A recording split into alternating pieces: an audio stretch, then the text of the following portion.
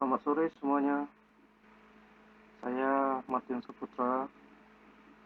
Saya adalah mahasiswa dari Unika Katolik Musik Caritas Kota Palembang. Pada sore hari ini, saya akan mempresentasikan bagaimana alur program saya yang sudah saya bangun ini. Baiklah, yang pertama ini adalah tampilan interface pada program saya untuk memenuhi syarat kelulusan sastra 1 atau sarjana. Baiklah, di sini interface-nya akan saya jelaskan. Yang ini adalah icon daripada Universitas Katolik Musik Caritas. Nah, ini adalah sebagai titik tujuan awal. Oke. Nah, yang kedua, bagaimana untuk menampilkan rute terpendek dari satu titik menuju ke titik tujuan. Oke. Saya akan mencontohkan sebagai berikut. Misal, kita berada di CGP Social Market. Kita klik. Oke.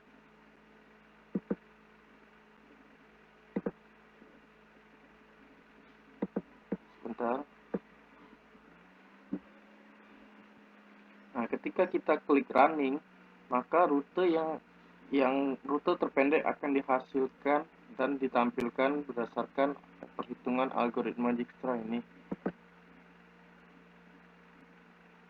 Oke, ini bisa dilihat. Ini adalah rute terpendek dari CGV menuju Unika Katolik Musik Caritas. Kalau bagaimana rute ini bisa ditampilkan? Nah, saya akan jelaskan berdasarkan Microsoft Excel yang sudah saya buat berdasarkan database yang ada. Oke.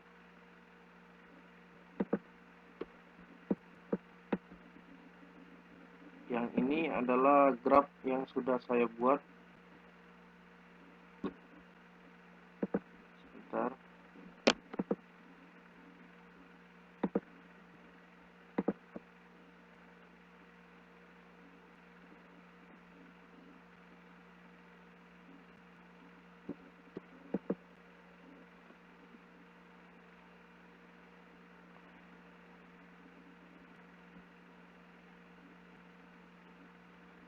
Nah, ini adalah database dari algoritma Dijkstra ini.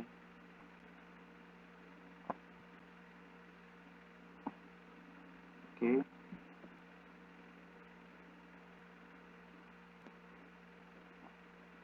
Nah, sedikit saya jelaskan dari dari database ini.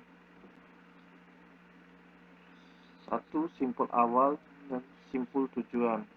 Ini jalur yang berdasarkan latitude dan longitude serta bobot dari simpul awal menuju simpul tujuan yang memiliki bobot sekian. Selanjutnya, maaf, saya mau menjawab pertanyaan dari dosen saya yang sudah saya sidangkan di depan mereka. Dari mana database ini dapat atau rute ini dapat? Saya akan menampilkan proses. Oke. Nah, ini adalah tampilan seperti Google Map.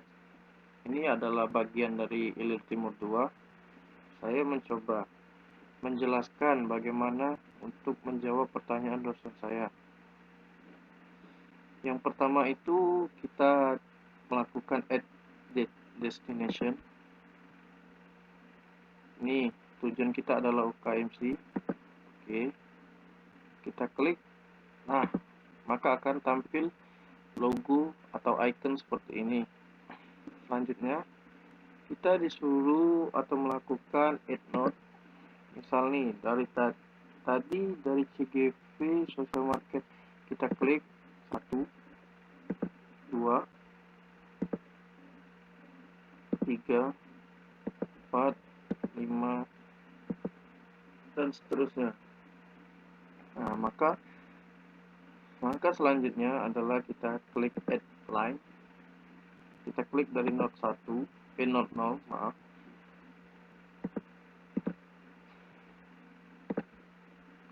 Ke node 1, kita klik lagi ke node 2, kita klik lagi ke node selanjutnya, dan sampai di sini. Oke.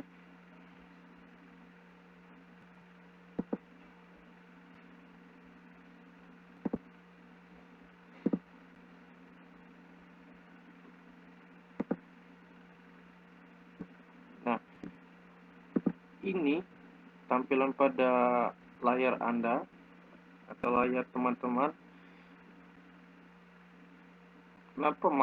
Apa maksudnya line dan node serta destinasi ini?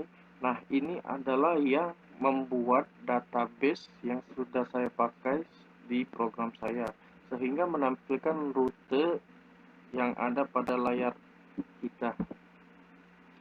Ini adalah ini adalah node dan edge atau line yang sudah kita buat. Nah, maka selanjutnya kita tinggal generate SQL. Oke, setelah generate SQL, maka dari web ini yang sudah disediakan oleh pembuatnya akan melakukan download yang berupa sudah menjadi bentuk database. Nah, yang terakhir bisa kita masukin database yang sudah kita download dari sini. Nah, tidak usah panjang lebar lagi saya menjelaskan. Ini adalah contoh dari saya mengambil web yang sudah dibuat oleh programmer ini. Oke. Nah, ini adalah saya contohkan dan saya jelaskan kembali simpul awal dan simpul tujuan, yaitu ini sebagai simpul tujuan dan ini adalah node-node yang akan ditampilkan pada program. Nah, yang menghasilkan inilah. Nah, mungkin pertanyaan dosen bisa saya jawab lewat ini, dan mungkin inilah jawaban yang akan saya lontarkan kepada penguji saya. Oke. Baiklah, saya akan menjelaskan bagaimana cara Dijkstra ini menghitung rute terpendek ini. Oke.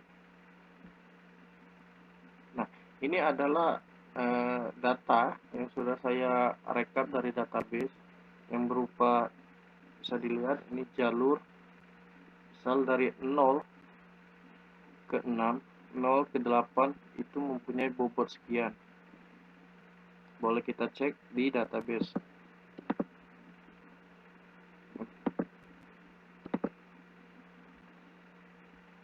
Sebentar.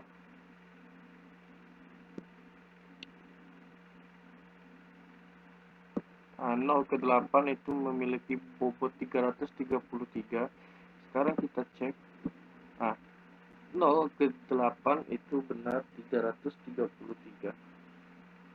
Sekarang saya akan menghitung bagaimana proses Dijkstra ini mendapatkan rute terpendek. Oke.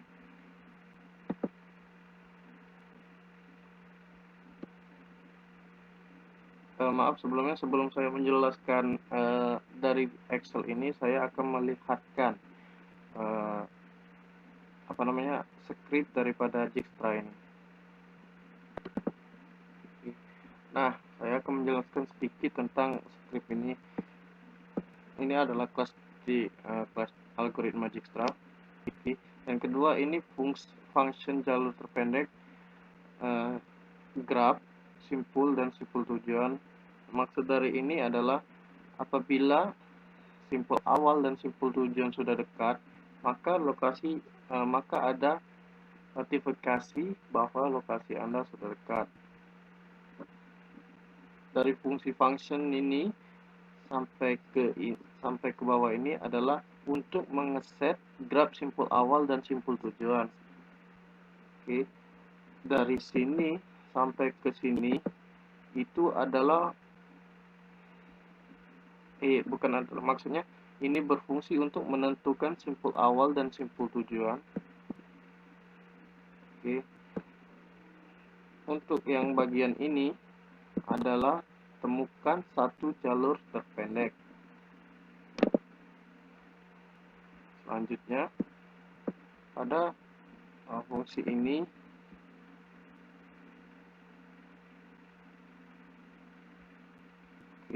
yang saya blok ini adalah untuk menyimpan nilai-nilai yang ditandai. Maksudnya nilai-nilai yang sudah ditandain itu seperti yang not-not yang sudah yang akan dilalui itu sudah disimpan. Oke. Selanjutnya 11 sampai line 25 itu adalah mendapatkan bobot minimum dari setiap simpul. Maksudnya dari setiap simpul saya akan jelaskan di Excel nanti. Selanjutnya terus sampai ke bawah. Ini line 26 sampai 33 adalah update bobot baris ke dalam array. Bisa dilihat. Oke. Nah, mungkin inilah adalah algoritma yang saya pakai untuk membangun program saya. Oke. Saya akan langsung menjelaskan di dalam Excel. Ini oke. Pertama, kita lihat dari program lagi.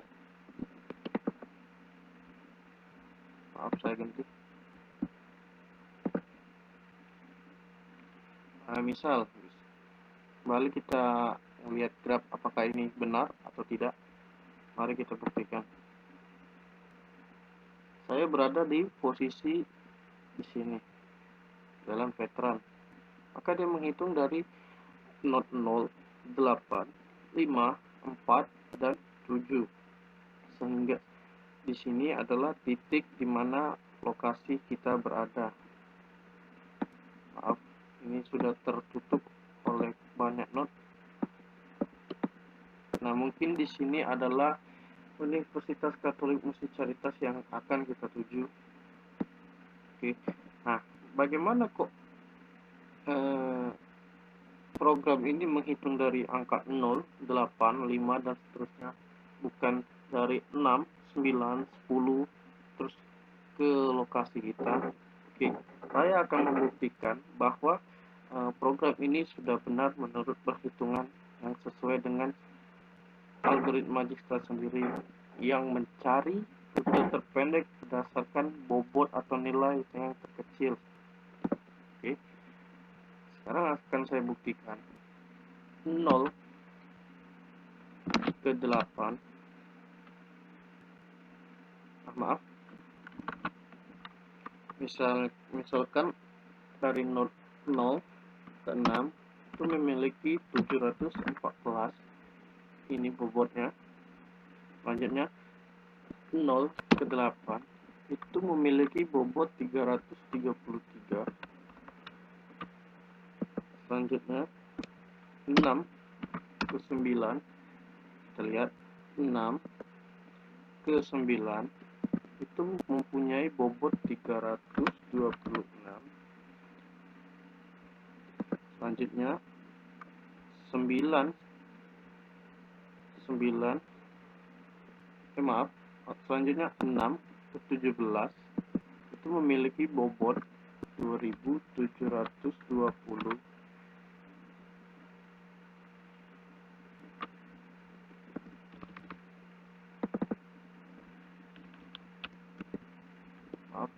Maksudnya 6 ke 17 itu memiliki bobot 2720. Nah, kelemahan daripada algoritma ini adalah dia mempunyai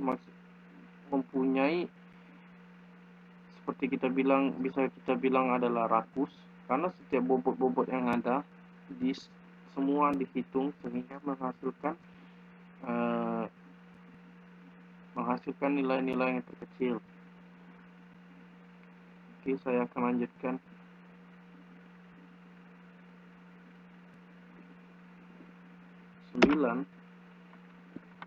ke 8 itu mempunyai bobot 647.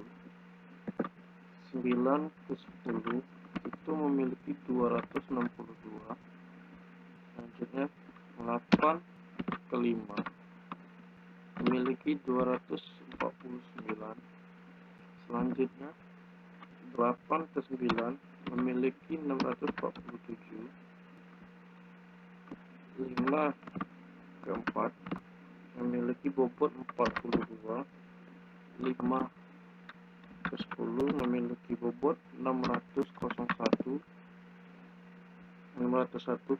4 ke 3 memiliki bobot 339. Dan 4 ke 7 memiliki bobot 199.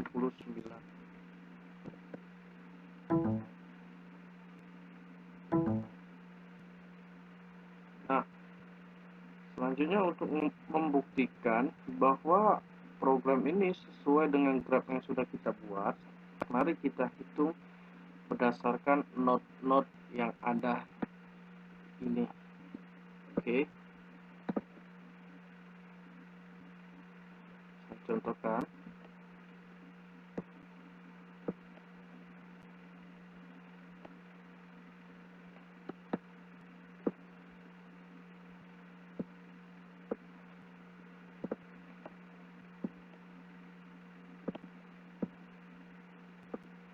Kita hitung berdasarkan yang ada pada program dari 0, not 8, not 5, not 4, dan not 7 itu mempunyai bobot 333 ditambah 249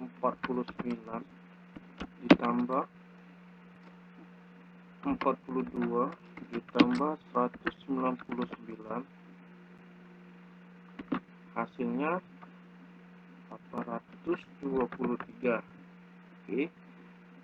Nah, ini adalah bobot atau hasil dari perhitungan semua not-not yang sudah dihitung oleh algoritma ini. Ini adalah bobot minimum yang didapatkan untuk dari jalur atau dari rute Jalan Veteran menuju Universitas Katolik Musi Caritas. Nah, bisa kita lihat bahwa dari program ini benar adanya berdasarkan graf yang sudah kita tentukan. Oke, mungkin ada bertanya kenapa nggak dari 6, 9, dan seterusnya. Mari kita buktikan lagi. Oke, nah tadi kita sudah buat notnya. Kita sekarang hitung dari 0 ke 6. 0 ke 6, sudah ke 6, itu ke 9, sudah ke 9, ke 8, ke 5, ke 4, dan ke 7. Oke.